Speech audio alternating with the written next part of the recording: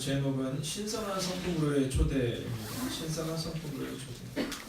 자, 이 제목만 보더라도, 이 제목만 보더라도 사실 하나님이 우리 가운데 원하는 그런 성품이 있다는 것을 알 수가 있어요. 근데 그게 신성한 성품이에요. 신성한 성품. 자, 여러분, 사람마다 각자가 자기가 가지고 있는 성품들이 있습니다. 자, 여러분, 어떤 성품을 가지고 있으세요? 만약에 여러분이 한번 생각해 보세요. 나에 대해서 누군가 평가를 할 때, 교회에서 평가를 할 때, 혹은 내가 죽은 다음에 이 사람은 어떤 사람이다 라고 평가를 할 때 어떤 성품을 가지고 있는가? 여러분, 어떤 사람은요, 아주 급한 성품을 가지고 계신 분이 계세요. 그런 분들 때문에 어쩌면 교회의 일정이나 교회의 상황들이 빠르게 잘 진행될 수 있는 겁니다. 또 어떤 분들은 느긋한 성품을 가지고 계신 분이 있으세요. 또 그런 분들 때문에 문제가 발생됐을 때 여러분 다 같이 막 후다닥 하는 것이 아니라 느긋하게 또 기도할 수 있는 은혜도 우리 가운데 있는 거예요. 여러분, 성품이라는 것은 좋고 나쁨의 것이 아니라 어쩌면 우리 가운데 있는 기질을 따라 살아가는 것을 말하죠. 근데 오늘 성경은요, 그러함에도 불구하고 그런 빠르고 느리고 뭐 말이 많고 적고 이런 문제가 아니라 오늘 성경은 우리 가운데 하나님이 우리 가운데 요청하는 신성한 성품이 있다라고 말해요. 그럼 그 신성한 성품으로 인하여 변화되기를 원한다면 우리 가운데 어떠한 삶을 살아가야 되는가? 오늘 그것을 성경은 말하고 있는 겁니다. 종종 성도님들과 이렇게 얘기를 할 때 특별히 우리 젊은이들 가운데 그런 얘기를 하는 경우가 있어요. 목사님 교회를 옮겨보고 싶습니다. 그래요. 그럼 제가 예전에도 사역을 할 때 그래 왜 그러니? 이렇게 물어봐요. 그럼 뭐라고 말하냐면 이런 얘기를 해요. 저의 모습을 좀 다른 모습으로 살아보고 싶습니다. 그게 무슨 말이니? 이렇게 물어봐요. 그러면 여기에서는 저에 대해서 많은 사람이 너무 잘 알기 때문에 그런 삶이 아니라 한번 다른 뷰로 옮겨서 내가 한번 새로운 인생을 살아보고 싶습니다. 이런 얘기를 해요. 그럼 제가 늘 얘기합니다. 그렇구나. 그래. 목사님 기도할게. 아마 너의 그 멋진 성품을 한번 다시 한번 살아보길 바란다. 이런 얘기를 해요. 지난주 금요일날 저희 교회에 방문했던 두 젊은 부부가 있었어요. 아이들을 데리고 왔던. 근데 저는 하나님께서 그들 가운데 허락하시는 교회가 있고 또 하나님께서 우리 가운데 허락하신 때가 있다고 믿어요. 근데 어저께 통화를 하는데 목사님 기도해 주세요. 그랬더니 뭐라고 했냐면 이제 10년 동안 기도했던 어머니가 그 자녀들과 함께 어저께 교회에 등록하는 일이 발생이 되었다라는 거예요. 근데 그 자매가 저한테 늘 어떤 얘기를 10년 전에 했냐면 자기는 너무 연약한 성품을 가지고 있다는 거예요. 너무 연약한 성품을 가지고 있어서 그래서 과연 내가 우리 가족들을 구원시킬 수 있을까에 대한 마음을 늘 가지고 있었어요. 근데 그때 우리가 연구하고 우리가 3년 동안 훈련했던 것이 뭐냐 하면 바로 성품이 어떻게 바뀔 수 있는가 였습니다. 자, 여러분, 우리는요 우리가 한번 바꿔보고 싶은 마음을 갖지만 사실 성경은요 우리가 바꾸는 것이 아니다라고 말해요. 그러면서 어느 때 우리가 성품이 바뀔 수 있고 어느 때 우리가 신성한 성품으로 초대될 수 있는지 성경은 먼저 첫 번째로는요 그 예수 그리스도를 아는 지식으로 가능하다라고 말해요. 예수 그리스도를 아는 지식으로 가능하다. 여러분 2절의 말씀을 같이 한번 읽어볼까요? 2절 함께 있습니다. 시작. 하나님과 우리 주 예수를 알므로 은혜와 평강이 너희에게 더욱 많을지어다. 아멘. 할렐루야. 여러분, 먼저 우리 가운데 예수 그리스도를 아는 지식에 대해서 말하고 있는 겁니다. 오늘 우리가 대강절의 이 깊은 묵상의 시간을 지나가고 있어요. 이 대강절의 시간을 깊이 묵상하는 시간을 지나가고 있는데 근데 그때 이 대강절의 시간을 통해 베드로후서는 우리 가운데 예수 그리스도를 알므로, 즉 하나님과 예수 그리스도, 여기는 나와 있지 않은 듯 보이지만 하나님과 우리 주 예수와 성령님에 대해 더욱 알므로 이렇게 표현하고 있어요. 여러분, 예수 그리스도를 아는 지식에서 무엇이 시작해요? 은혜와 평강이 시작한다라고 말합니다. 오늘 이 새벽의 시간 제가 여러분에게 믿음으로 선포하겠습니다. 사랑하신 여러분, 여러분의 가정 가운데 은혜와 평강이 넘치기를 주의 이름으로 축원하겠습니다. 근데 이 은혜와 평강은 어디서부터 시작한다고요? 내가 아닌 겁니다. 예수 그리스도를 알므로 시작하는 겁니다. 우리가 오늘 알아야 되는 것은 우리의 힘이 아니라 우리의 노력이 아니라 예수 그리스도를 알아가면 알아갈수록 은혜와 평강이 우리 가운데 임한다라는 거예요. 여러분, 우리 자녀들의 삶 가운데 변화가 있기를 원한다면 우리 자녀들에게 자꾸만 예수 그리스도에 대해 하나님에 대해 알려줘야 돼요. 왜냐하면 그분의 성품을 알면 알수록 은혜와 평강이 더욱더 임하게 된다라는 겁니다. 자, 그러면서 오늘 본문은 우리에게 우리에게 이런 말씀을 주세요. 4절을 같이 한번 읽어볼까요? 자, 읽습니다. 시작. 이로써 그 보배롭고 지극히 큰 약속을 우리에게 주사 이 약속으로 말미암아 너희가 정욕 때문에 세상에서 썩어질 것을 피하여 신성한 성품에 참여하는 자가 되게 하려 하셨느니라. 아멘. 자, 지금 여러분이 보고 있는 이 큐티책은 우리 감리교 본부에서 특별히 4주간의 대강절의 시간에는 이 말씀을 함께 은혜를 나누면 좋겠다고 1년 동안 준비한 말씀이에요. 자, 우리 전도사님이 그 말씀을 잘 이제 정리하셔서 우리 책에 싣고 우리가 함께 그 말씀을 보고 있는 거죠. 자, 그런데 오늘 그 책에서 우리 가운데 주고 싶은 그 4주간의 큰 주제가 있어요. 그건 뭐냐면 기다림이에요. 기다림. 자, 그런데 그 기다림 가운데 적극적인 기다림을 성경은 우리 가운데 요구하고 있다는 거죠. 그냥 막연하게 그때가 오겠지 뭐, 이번 해도 뭐 그때가 오겠지 뭐, 이런 기다림이 아니라 오늘 성경은 우리 가운데 뭐라고 하냐면 적극적인 기다림의 때를 우리 가운데 말하고 있다는 거죠. 자, 그런데 너희 가운데 이 위대한 성품이 어떻게 시작되냐면 약속을 하나님이 주셨기 때문에 그 약속으로 말미암아 우리 가운데 주신다는 거죠. 자, 그러면 그 위대한 성품은 어떤 은혜를 우리 가운데 허락하냐면, 먼저 첫 번째로 오늘 이 성경에서 말하고 있는 내용 중에 하나는요, 위대한 성품에 참여하라. 그렇지 않으면 이라고 말하고 있거든요. 그것은 뭐냐면 세상에서 썩어질 것을 피하여 이렇게 말해요. 여러분, 그분이 우리 가운데 주시는 그 위대한 성품에 참여하게 되면 그러면 우리가 썩어지지 않을 것을 가지게 되지만, 만약 우리가 그분의 성품에 참여하지 않게 되면 정욕 때문에 세상에서 썩어질 것을 갖게 된다는 거예요. 여러분, 오늘 우리가 정말로 잘 기억해야 되는 것이 여기에 있습니다. 만약 우리 가운데 하나님의 그 위대한 성품에 참여하지 않으면, 그러면 이 공동체가 교회라 할지라도 직장에서 가정에서 썩어질 정욕 때문에 우리가 썩어질 수 있다라는 거 오늘 성경은 말하고 있다라는 겁니다. 자, 그러면서요, 이 성품에 대해서 구체적으로 말해줍니다. 5절을 같이 한번 보시겠어요? 5절을 보면 구체적으로 뭐라고 말하면 이렇게 말해요. 그러므로 너희가 즉 썩어지지 않기 위하여, 너희의 정욕으로 인하여 넘어지지 않기 위하여 너희가 더욱 힘써야 된다는 거죠. 여러분 기억하십시오. 한번 따라할까요? 하나님의 성품에 참여한다는 것은 하나님의 성품에 참여한다라는 것을 힘쓰는 것입니다. 여러분 힘쓰는 거예요. 여러분, 우리가 하나님께 기도하는 것도 힘써야 되는 것처럼 우리가 그분의 성품에 참여하는 것도 힘써야 된다는 거예요. 여러분, 말하는 것은 참 쉬워요. 그냥 툭툭 내뱉는 것은 쉽지만 걷어들이기가 어려워요. 여러분, 우리 가운데 행동하는 것은 쉬워요. 근데 나중에 걷어들이는 것은 어려워요. 가끔 부모님들과 함께 대화를 하다 보면 그런 얘기를 해서 제가 왜 우리 아이한테 그 얘기를 했을까요? 이런 후회를 하는 경우가 있어요. 여러분, 그것은 뭐 믿음이 있다 없다를 떠나서 우리 가운데 있는 정욕 때문에 혹은 우리 가운데 있는 우리의 판단 때문에 그런 일이 있는 거죠. 근데 오늘 성경은 우리 가운데요, 너희가 그런 세상에서 썩어질 정욕이 아니라 힘써서 살아가야 되는데, 첫 번째는요, 믿음의 덕을 이렇게 말하고 있어요. 믿음의 덕을. 여러분, 우리는 믿음과 우리의 삶을 이렇게 분리해서 생각하는 경우가 있어요. 여러분, 저는 오늘 여러분에게 믿음으로 선포합니다. 여러분, 덕스러운 사람이 되십시오. 여러분, 믿음이 있다면 덕스러운 사람이 돼야 돼요. 네, 무언가를 그 사람에게 부탁할 때요, 여러분, 저 사람이 해줄 것 같아요. 여러분, 덕스러운 사람이 좀 되셔야 합니다. 믿음의 덕을, 여러분, 이것은 굉장히 중요한 얘기예요. 여러분, 특별히 장로님, 권사님, 집사님, 우리 재직들이나 목회자나 또는 여성교회장이나 남성교회장이나 여러분, 이 장이 되거나 또는 교회의 중요한 역할을 맡고 계신 분들에게 있어서 가장 중요한 것은 덕이에요. 덕. 막 날카롭고 그러면 가슴 뭔가 다가가기가 어렵잖아요. 근데 오늘은요, 너희가 믿음의 덕을 이렇게 말해요. 자, 그리고 또한 이어서 덕의 지식을 이렇게 말해요. 덕의 지식을. 여러분, 우리가 덕스러운 사람이 돼서 그것으로 끝나는 것이 아니라 더욱더 하나님의 성품에 참여하기 위해서 필요한 것은 뭐냐면 하나님을 아는 지식을 다시 한번 말하고 있어요. 여러분, 성경을 읽는 것에, 성경을 듣는 것에 여러분 집중하십시오. 그래야 우리가 더욱더 믿음의 삶을 살아갈 수 있어요. 5절에서 6절로 넘어갈 때 이런 말씀을 기록해요. 지식의 절제를. 여러분, 지식 있는 사람은 절제할 수 있어요. 절제할 수 있어요.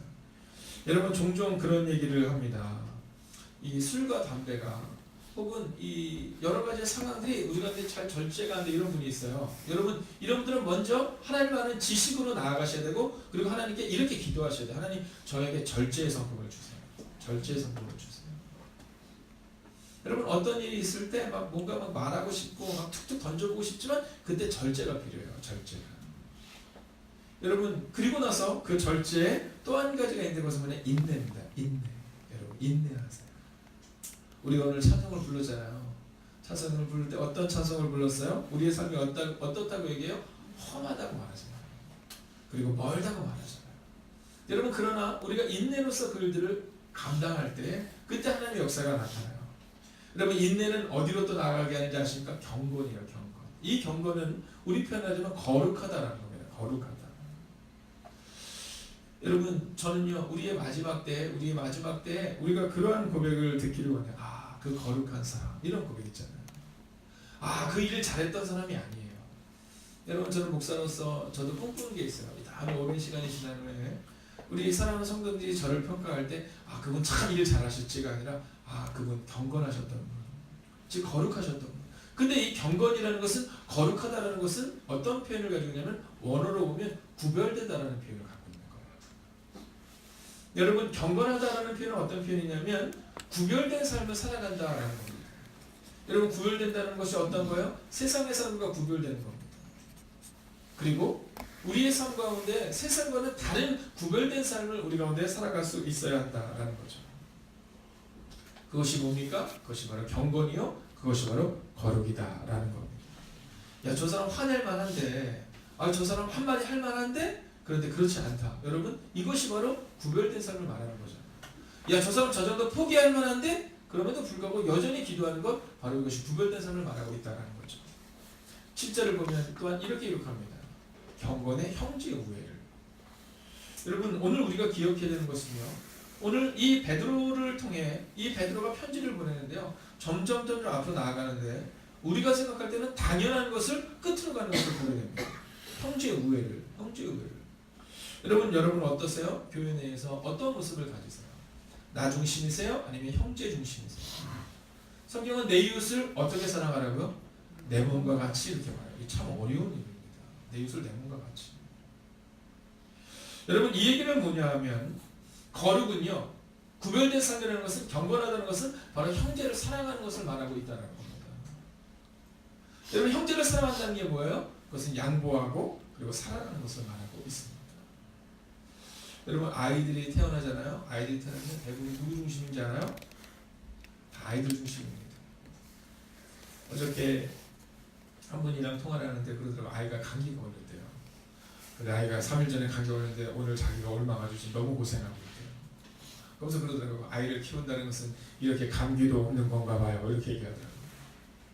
근데 그 형제가 뭐라고 하냐면 아이를 낳았을 때 너무너무 기뻤대요. 근데 이제 2년 정도 아이를 키우니까 너무 불편하대요. 너무 힘들대요. 그래서 제가 물었어요. 그럼 너는 힘든 것만 있니? 그랬더니 그 친구가 뭐라냐면 아니요 물론 기쁨도 있죠. 하지만 그냥 불편하다고 그냥 목사님한테 얘기하는 거예요. 이렇게 얘기하더라고요. 그래서 제가 그렇지. 근데 있잖아 중요한 게 있어. 뭐예요 목사님? 앞으로 10년에도 여전히 불편해. 그래요? 저는 얘가 초등학교만 들어가면 이제 다 끝난다고 생각하는데 그래서 제가 그랬어요. 초등학교? 야 그런 소리 마. 고등학교를 가도 불편하더라. 물론 제가 불편하다는 건 아니에요. 혹시 오해하지 마시고. 네. 여러분 대학을 가면 그럴 것 같아요? 대학 가면 마찬가지. 여러분 결혼을 하면 그럴 것 같아요? 여러분 결혼해도요. 우리 마음 가운데 다 생각은 거기가 있어요. 늘 우리 생각 거기가 있어요. 우리 양명수사님은요 굉장히 쿨하신 분이잖아요. 그래도 아마 자녀들이나 보면 다 거기 가 있는 거예요. 어쩌다가 자녀랑 통화를 했는데 근데 목소리가 막 약간 가라앉아 있어요. 그러면요 오늘 가볼 수도 없고 그냥 마음에 표현하지는 못하지만 늘 그 마음이 있는 거예요. 여러분 왜냐하면 형제 우애를 하는데 형제 우애에 뭘 더해야 되면 사랑을 더해야 된다는 거예요. 사랑을 더해요. 여러분 저는 우리 행복이 가득한 교회가 어떤 교회가 되기를 원하냐면 새신자를 중심으로 살아가는 교회가 되기를 바라요. 여러분 성경이 우리 가운데 원하는 것은요 한 영혼을 위하는 거예요. 여러분 우리 중고등부 아이들 볼 때마다 얼마나 예뻐요. 네, 얼마나 예뻐요. 네, 여러분 이번 주에 이번 주에 누가 그러셨는지 제가 기억은 나지 않지만 9시 예배를 끝나고서에 이제 오랜만에 10시쯤 교한테 막 이 떡대같이 그 큰 애들이 막 있으니까 너무너무 기쁘더라는 거예요. 근데 그러면서 걔네들이 다 누구냐고 이렇게 물어보시더라고요. 여러분 그러는 거예요. 근데 중요한 것은 뭐냐면 그 애들이 키울 때까지는요 누군가의 불편함을 감수하겠다는 헌신이 필요해요. 그것을 오늘 성경은 사랑이다 이렇게 말하고 있어요. 여러분 우리는요 교회 안에서의 삶을 자녀들과 함께 연결시키지 못한 경우가 있지만 여러분 만약에 우리 마음 가운데 우리가 우리 아이들을 대하듯이 우리가 만약에 교회에 있는 청년들과 교회에 있는 중고등부들을 대할 수 있다면요 여러분 그러면 우리 교회는 가정과 같은 교회가 됩니다. 근데 우리의 마음 가운데 판단 여러분 그런 마음이 들기 시작하면 그때는 참 어려운 거죠. 근데 이것이 우리만 그래요? 아니요. 오늘 베드로서를 보면 이미 2000년 전에도 그랬다는 거예요. 형제가 우애가 없었다는 거죠. 사랑이 없었다는 거죠. 그래서 베드로가 오늘 이 이야기를 그들에게 하고 있는 겁니다. 여러분 8절의 말씀을 우리가 같이 한번 읽어볼까? 함께 했습니다. 시작. 이런 것이 너희에게 있어 흡족한즉 너희로 우리 주 예수 그리스도를 알기에 게으르지 않고 열매 없는 자가 되지 않게 하려니와. 아멘. 여러분 오늘 베드로가 뭐라고 하냐면 흡족하다 이렇게 말해요. 흡족하다. 근데 사실 이 베드로의 글을 자세히 보면은 여러분 흡족하지 않은 사람들도 있었어요. 여러분 우리가 오늘 이 8절에서 아주 크게 경험하고 알아야 되는 것이 아닌데 그것은 뭐냐면요. 여러분 한번 따라할까요? 흡족한 자를 바라보아야 합니다. 바라보아야 합니다. 여러분 어떤 분들이 그런 얘기해요. 교회에서 이것도 나쁘고 이것도 나쁘고 그때마다 제가 얘기해요. 아유 그렇지 않아요. 좋은 것도 많아요. 제가 이런 얘기해요. 좋은 것도 많아요. 제가 처음에 목회를 시작할 때 부산의 수영록 교회에 담임 목사님이 정필도 목사님이셨어요. 근데 그 목사님이 제 후배들을 불러서 그런 얘기 하시더라고요. 목회를 잘하는 사람과 못하는 사람의 특징이 있다는 거예요. 그 특징은 단순하고 명료하대요. 시선이래요. 시선. 그래서 저희가 궁금한 거예요. 어떤 시선일까? 근데 그분이 그런 얘기하는 거예요. 목회를 못하는 사람들의 특징은 딱 봐가지고 못하는 사람을 자꾸 본대요. 그리고 그 사람을 어떻게 하든지 바꾸겠다 이런 마음으로 산대요. 집사님, 이필용 목사님 바꾸기 쉽던가요? 바꾸기 어려워요. 네, 여러분 저는 목사잖아요. 목사인데도 제가 잘 안 바뀌는 걸 저도 보게 돼요. 나중에 한번 물어보세요. 저희 부모님께 한번 물어보세요. 어떻게 목사님이 잘 바뀌는가? 안 바뀌어요, 잘.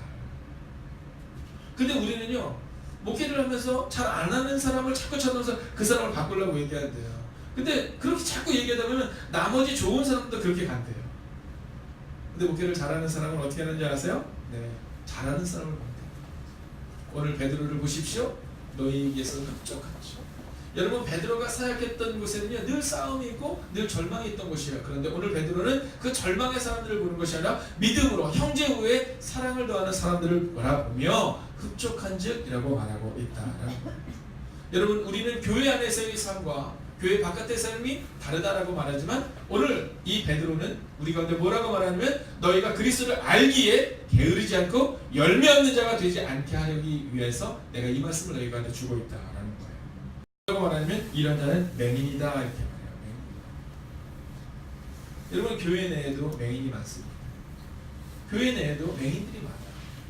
근데 그 맹인들이 많다고 해서 우리가 그 맹인을 바라보면서 신앙생활하는 것이 아니라 우리가 먼저 그 맹인들을 이끌겠다라는 마음을 가지고 나가면 되는 거예요. 여러분 우리가 신앙생활을 하다 보면 종종 감기에 걸린 사람을 볼 수 있어요. 네, 이것도 불만이고 저것도 불만이고 계속 불만이야. 근데 우리가 볼 때는 저 사람은 그럴 만한 사람이 아닌데 아니 그럴 수 있다는 거. 우리도 그럴 수 있고 누구나 그럴 수 있어요. 오늘 그래서 베드로 후서를 통해 이 베드로는 마지막으로 뭐라고 말하냐면 너희가 만약 형제 우애가 없으면 경건이 없으면 사랑이 없으면 너희가 맹인이 된다 이렇게 말해요. 성경을 보면 맹인이 맹인을 인도할 수 없다 이렇게 기록하고 있거든요. 그래서 오늘 베드로는 우리 가운데 맹인이 되지 말고 너희가 먼저 형제 우애와 사랑과 경건과 덕과 믿음의 지식을 더하는 사람이 되라라고 말하고 있다는 거예요. 그러면서 이 일이 얼마나 어려운지를 우리 가운데 말해주는데요. 10절을 보면 이렇게 기록하고 있어요. 그러면 형제들아 더욱 힘써. 여러분 우리가 2절과 3절을 통해서도 본 것처럼요 우리는요 믿음을 살아내기 원하면 더욱 힘써야 된다고 말하고 있어요. 여러분 제가 오늘 다시 한번 믿음으로 선포하겠습니다. 여러분 더욱 힘써서 오늘을 살아내십시오. 아멘. 왜냐하면 이 베드로가 사역했던 이곳 가운데가 얼마나 위대한 곳이겠어요. 여러분 생각해 보세요. 지금 가톨릭에서는 이 베드로를 초대교황으로 말하잖아요. 얼마나 위대한 사람이면 그를 초대교황으로 말하겠어요. 예수님이 뭐라고 말하냐면 베드로에게 내가 이 반석에 내 교회를 세웠다라고 말할 정도로 그의 고백은 놀라운 고백이었어요. 근데 그가 사역했던 곳에도 그렇지 못했다는 것을 오늘 10절을 말해주는데 그러므로 형제들아 더욱 힘써. 왜냐하면 너희 부르심과 택하심을 굳게 하라. 너희가 이것을 행한즉 언제든지 실족하지 아니하리라. 여러분 그 공동체 가운데 실족하는 사람이 너무 많았어요. 베드로의 공동체 가운데에도 바울의 공동체 가운데에도 마태의 공동체 가운데에도 실족한 사람이 너무 많았어요. 그래서 오늘 베드로는 뭐라고 하냐면 너희가 굳게 서서 힘써서 그렇게 살아내야 한다라고 말하고 있다라는 거예요. 오늘 우리가 불렀던 찬양처럼 나 이제 주님의 새 생명 얻은 것. 여러분 믿음으로 살겠다는 고백이 우리 가운데 있어야 된다라는 겁니다. 사랑하시는 여러분 오늘 믿음으로 선포합니다. 오늘도 힘써서 노력하며 사십시오. 아멘. 여러분 그렇지 않으면 언제든지 우리는 실족할 만한 삶을 합니다라는 것을 잊지 마세요. 오늘 이 베드로가 사역했던 공동체 가운데 큰 사건이 있었습니다. 그게 뭐냐면 헬라파 과부들과 히브리파 과부들의 큰 분쟁이었어요. 자, 성경을 보면 어떻게 기록하냐면 그들이 먹는 문제로 인하여서 식당 봉사의 일로 인하여서 큰 문제가 발생됐다 이렇게 말해요. 원망했다 이런 표현이 나옵니다. 여러분 가장 사랑이 많아야 될 식당에서부터 막 시작이 되는 거예요. 이것도 마음에 안 들고 저것도 마음에 안 들고 근데 조금씩 그런 마음이 들다가 어디까지 나가게 되냐면 원망의 말까지 나가게 됩니다. 여러분 오늘 베드로는 그것을 경험했기 때문에 이렇게 말하는 거예요. 너희가 언제든지 굳게 서야 한다. 아니면 넘어진다. 왜냐하면 우리 가운데 있었던 헬라파 과부들과 히브리파 과부들의 그 싸움을 잊지 않아야 한다라고 말하고 있다는 거예요. 근데 그때 그 문제가 어떻게 해결이 돼요? 단서로 명료하잖아요. 내려놓았어요. 여러분 일곱 집사들의 이름을 보면 다 모르는 이름이잖아요. 대박. 우리가 잘 못 들어봤던 이름들이잖아요. 그 이름들은 다 어떤 이름이냐면 헬라파의 이름이에요. 여러분 여기서 질문할까요? 자, 히브리파 사람들은 이스라엘 사람들이고 헬라파 사람들은 편하게 얘기하자면 디아스포라 유대인들이 많았던 또는 이방에서 왔던 그런 사람들입니다. 자, 그러면 그 예루살렘 교회는 히브리파 사람이 많았을까요? 헬라파 사람이 많았을까요? 네, 당연히 히브리파 사람이 많죠. 이거는 뭐 어떤 질문이냐면 우리 교회에 국산이 많아요? 네, 국산은 우리 한국 사람입니다. 국산이 많아요? 외제가 많아요? 이거는 똑같을 거예요. 여러분 당연히 국산이 많죠. 근데 중요한 사실은 뭐냐면요. 이스라엘 사람들 가운데 단 한 사람도 일곱 집사 세우지 않았다. 여러분 분당 우리 교회 이찬수 목사님이 본인의 교회를 자랑스러워하는 이유 중에 하나가 거기 있습니다. 여러분 저는 올 한 해를 지내면서 전도사님에게 밖에 문구를 그렇게 쓰라 했어요. 지나온 5년. 여러분 이제 우리 교회 가운데 5년 전에 오신 분들, 여러분 우리 교회 가운데 이제 2019년에 오기 전에 시작하셨던 모든 분들은요 다 내려놓으셔요. 여러분 사랑하는 장은혜 집사님의 마음 가운데 우리 희정 집사님을 향해서 딱 볼 때 누가 더 중요하냐? 나는 중요하지 않다라고 내려놓으셔야 돼요. 세례요한이 뭐라고 말합니까? 나는 최악이고 그분은 흥하야겠다. 여러분 그 말씀처럼 우리의 마음 가운데 그 마음이 있어요. 여러분 다 내려놓으셔야 돼요. 내가 가장 낮은 사람이다라는 마음을 가져야 돼요. 아 그래도 나는 일찍 온 사람이야가 아니라 여러분이 먼저 내려놓을 때 이제 새로운 비전과 소망으로 우리 교회가 갈 수 있어요. 이번 주일날도 우리가 사랑하는 성도들과 선포하겠지만 여러분 5년 전에 오셨던 즉 2018년까지 왔던 우리의 5년 전에 하나님이 보내셨던 사람들은요 다 내려놓겠다는 마음을 가져야 돼요. 나 중심이 아니라 이제 하나님 중심의 삶을 살아갈 수 있어야 돼요. 그러지 않으면 실족할 수밖에 없다라는 겁니다.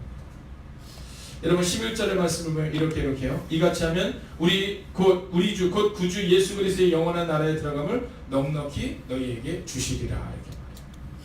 여러분 우리가 힘써 노력할 때 넉넉히 주신다. 넉넉히 주신다. 여러분 저는 여러분이 믿음으로 서 있다는 것을 알아요. 베드로도 이렇게 말합니다. 12절 같이 한번 읽어볼까요? 그러므로 너희가 이것을